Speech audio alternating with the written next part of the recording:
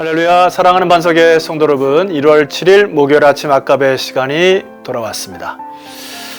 어젯밤에는 하얀 눈이 온 세상을 뒤덮었습니다.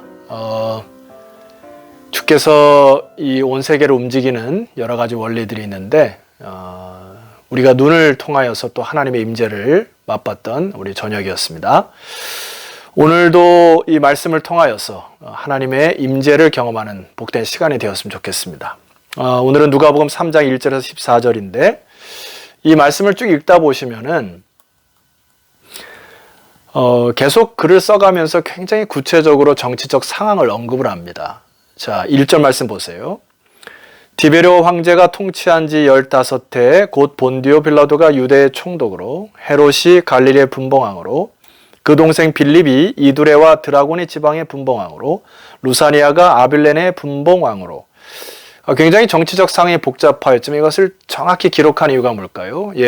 얼마 안 있으면 이제 예수 그리스도가 십자가에 못 박힐 때에 대부분 등장하는 인물들을 기록하면서 예수님의 십자가 사건이 역사적 사실이었음을 역사적으로 기록하고 증거 자료를 두고 있는 것처럼 보여집니다.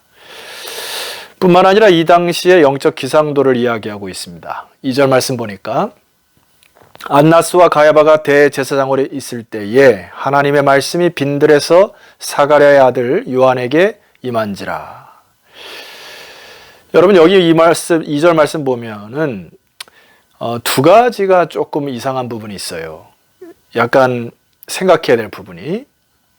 첫 번째는 안나스와 가야바라고 하는 대제사장이 2명이 언급되었습니다. 여러분 대제사장은 1명이면 되는데 요한복음에도 보면은 실질적인 이 직책은 가야바가 대제사장이었고 실권을 지는 자는 바로 그의 장인 안나스였음을 나타냅니다.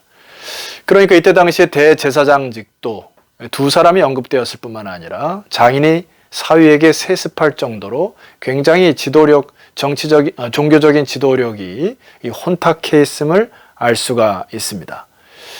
자, 두 번째 좀 이상한 것은 하나님의 말씀이 임하였다라고 했을 때 이 하나님의 말씀이라고 하는 것은 요한복음에 보면 로고스라고 하는 단어를 쓸 때는 그것은 하나님의 총체적인 말씀, 하나님이 로고스로 예수로 오셨다라고 쓸 때 쓰는 단어와 달리 여기서 쓰는 이 말씀이라는 단어는 레마라는 말씀으로서 그 말씀이 한 개인에게 혹은 한 공동체에게 임했을 때 선포되어져 역사할 때 쓰여졌던 단어가 바로 레마라고 하는 단어입니다. 근데 여기서는 레마라는 단어가 쓰여 있는데 여러분 상식적으로 그때 당시에 예루살렘에 모여있던 정치적인 지도자들이나 종교적 지도자들 또 수많은 탁월한 리더십이 있었던 곳에 말씀이 임했어야 되는데 누가는 정확하게 하나님의 말씀이 빈들에 임했다 라고 기록하고 있습니다. 마태복음이나 마가복음에 보면은 이 빈들을 광야라고 쓰고 있는데 이것은 같은 곳 다른 말로 쓰여지는 것입니다. 왜 하나님의 말씀이 빈들, 광야에 임했을까요? 수많은 사람들이 종교적 업적이나 또 정치적인 화려함 속에서 하나님의 말씀과는 상관없는 그런 삶을 살았음과 반대로 여기에 이 광야라고 하는 곳에 세례 요한이 쿰란이라고 하는 공동체에 소속되어 있었습니다. 쿰란 공동체는 예루살렘 오른쪽으로 쭉 가게 되면 사해 바다가 나오게 되는데 그 사해 바다 사이에 있는 유대 광야라는 지역이 있습니다. 그러니까 이때 당시에 많은 하나님 메시아를 기다리고 하나님 나라를 소망했던 기다리는 자들의 모임이 광야로 흩어져 다시 오실 메시아를 구별되이 살아가면서 소망하며 기다리는 자들의 모임이 바로 쿰란에 모여서 그들을 쿰란 공동체라 하는데 바로 이 세례 요한이 그 공동체에 속해 있었고 대다수 많은 사람들이 변방에 머물면서 메시아를 기다리고 사모했던 자들이 많았었다는 이야기죠. 성도 여러분, 오늘 우리가 이 세대를 보내면서 작년까지 얼마나 분주한 삶을 보냈습니까? 그리고 얼마만큼 이렇게 바쁘게 때로는 세상의 어떤 명예와 가치관에 취해서 살아지 않았나 뒤돌아볼 이유가 있습니다. 코로나 전염병을 통하여서 많은 사람들은 어쩌면 쉼을 얻었다고 하지만 마음은 더 분주하였으리라 봅니다. 그리고 어떻게 우리가 인생을 살아가야 될지 더 쫓기는 삶을 살았을 경우도 많을 것 같아요. 그러나 오늘 이 말씀을 통해 우리가 첫 번째 교훈을 이렇게 좀 받았으면 좋겠습니다. 분주한 삶이나 화려한 업적이나 세상의 성공이나 명예를 쫓아가는 그러한 세상적인 이 카테고리 속에서 벗어나 빈들과 광야와 같은 하나님과 독대하고 또 하나님의 말씀이 임할 수 있는 그런 가난한 심령의 가난한 마음으로 여러분 하나님의 나라를 사모하시고 고대하시는 여러분 되었으면 좋겠습니다. 바로 그곳에 하나님의 말씀이 임하실 것이에요. 2021년은 그러한 축복의 하나가 되었으면 좋겠습니다. 바로 이 광야에서 요한이 했던 것이 무엇일까요? 여러분 다 아시다시피 세례죠. 근데 이 세례는 단순히 물로 세례를 베푸는 그것만이 아니었습니다. 3절 말씀 보실까요?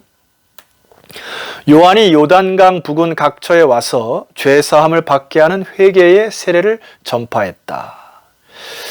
회개 세례를 하기 전에 죄사함을 받게 하는 회개의 세례를 전파했다. 그러니까 세례 앞에서 선행해야 될 것이 무엇인가 하니 반드시 나의 죄가 무엇인지 깨닫게 하고 그 깨달음을 통하여서 돌이키게 하고 회개를 통하여 다시 그들의 삶을 고쳐서 주 예수 그리스도를 고대하는 하나님의 나라를 고대하는 삶으로 바꾸는 말 그대로 이 세례 요한의 선지자의 모습 그대로 광야에서 외치는 소리로 예수 그리스도가 오실 그 첩경 평탄한 길을 준비하는 그 일을 요한이 했었던 것이죠. 그런데 많은 무리들이 이 소식을 듣고 광야로 몰려오기 시작합니다. 7절 말씀 보세요.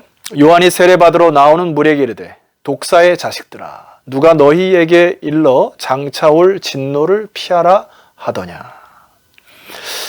자, 마태복음 3장 7절에 보면은 마태는 유대인들에게 글을 쓰기 때문에 거기에 유대인들의 독특한 그룹인 바리새인과 사두개인을 정확히 지적을 합니다.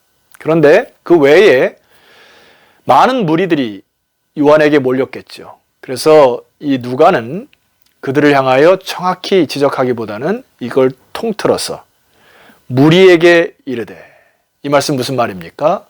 이 글을 쓰는 데오빌로 혹은 이 데오빌로를 중심으로 한 헬라인, 그리고 그때 당시에 정치적 종교적 지도자, 그리고 오늘날 우리들에게 정확히 하는 메시지죠.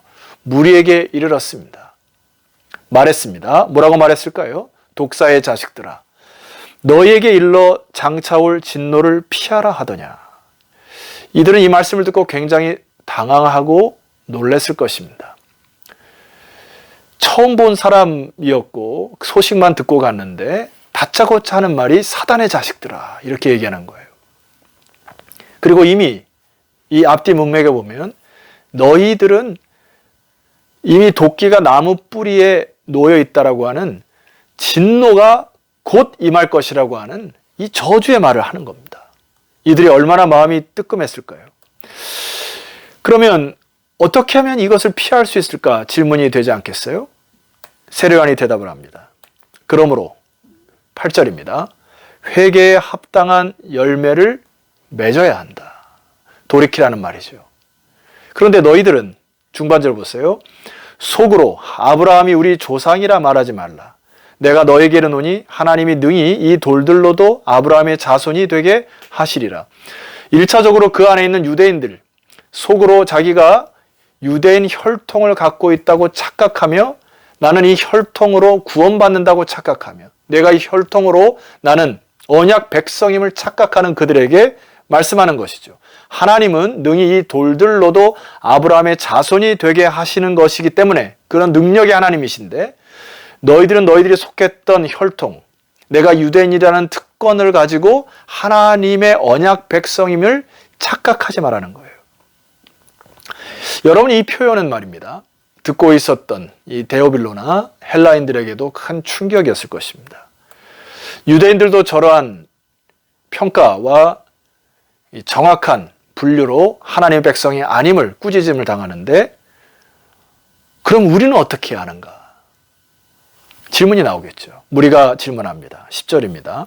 무리가 물어 이르되 그러면 우리가 무엇을 하면 좋겠습니까? 구체적인 질문을 해 구체적인 대답을 합니다. 11절입니다. 대답하여 이르되 옷 2벌 있는 자는 옷 없는 자에게 나눠줄 것이요 먹을 것이 있는 자도 그렇게 할 것이니라. 여러분, 이것은 단순히 구제하라는 차원이 아닙니다. 그때 당시에 이 서민들에게 있어서는 주로 옷 외투 1벌이 재산 1호에 가까웠어요. 그러니까 여기 옷 2벌이 있는 자는 어떤 뜻입니까?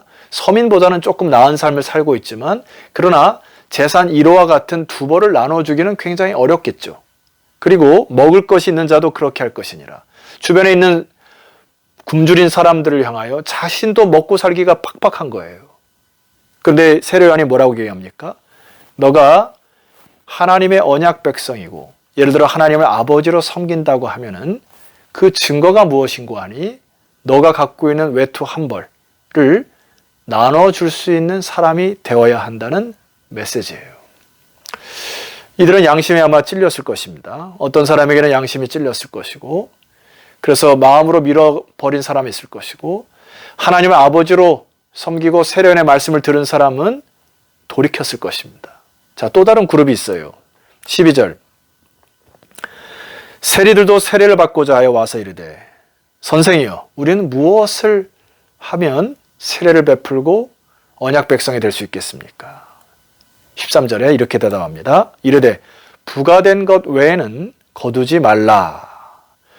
너희들이 하나님을 알고 하나님을 경외한다고 하면은 정해진 세 외에는 과하게 혹은 속여서 세금을 더 거두는 일을 멈추어라.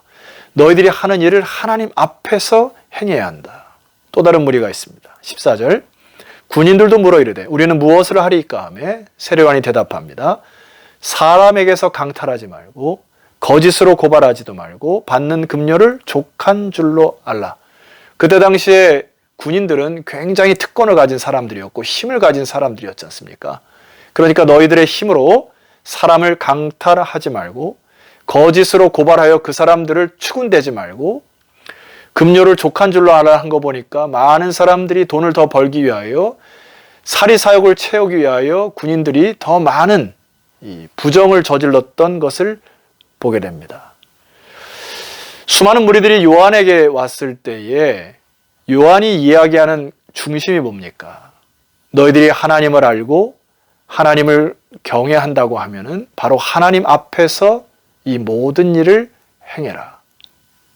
오늘 이것은 저와 여러분들에게 주는 메시지라 생각합니다. 삶의 각 자리에서 각 처소에서 하나님의 자녀답게 하나님을 경외하는 자로서 정확하게 말씀에 기준하여 하나님이 말씀하실 때 순종하는 저와 여러분 되기를 주의 이름으로 축원합니다.